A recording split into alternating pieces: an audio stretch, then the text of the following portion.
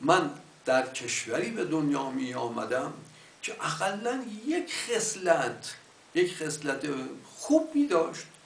اینجا ما هیچ چیزی نداریم، نه عدالت داریم، نه اقتصاد داریم، نه علم داریم، نه دانشگاه داریم، نه آموزش از زیرش در روش داریم.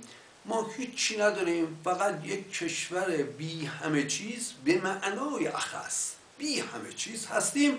فقط ادعا میکنیم تا دلتونم بخواد اینقدر دروغ میگوییم که امر بر خود ما هم مشتبه میشود که شاید این چنین باشد.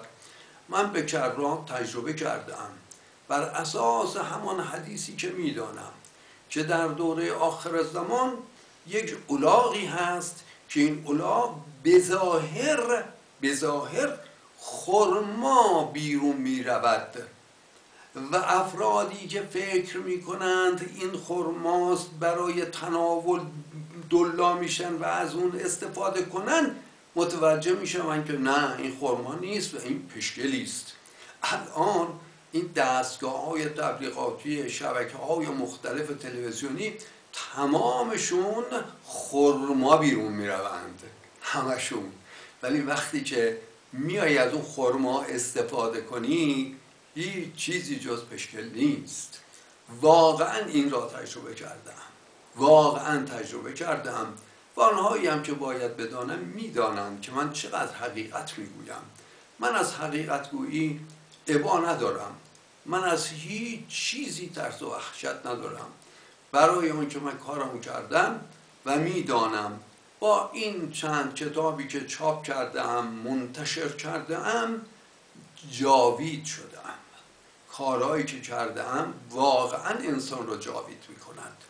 من آمدم کتاب نوشتم در مورد عدد پی، کتاب نوشتم در مورد تربیع دایره، کتاب بنده در مورد تربیع دایره که به همکاری دوستی انجام داده ایم، دقتش 1/10 به قوه منهای 30 است. بیایید با ما مناظره کنید و ارزش کار ما رو دریابید. این کتابی که با این دقت و با این وسعت نوشته شده، این مسلما نویسنده‌اش را جاویدان می‌کند. ما از اینکه جاویدان شده ایم حرفی درش نداریم، ولی متاسفیم چرا که در یک چنین کشوری به دنیا آمده ایم.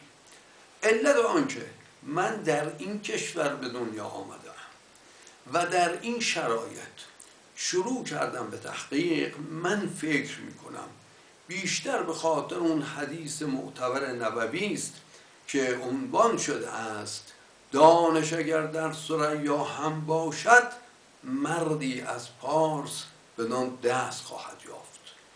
برای اون که اون حدیث محقق شود باید من در یک کشور جهان سومی به نام ایران به دنیا می اومدم و به این وسعت از علم می رسیدم تا اون حدیث صحتش ثابت شود.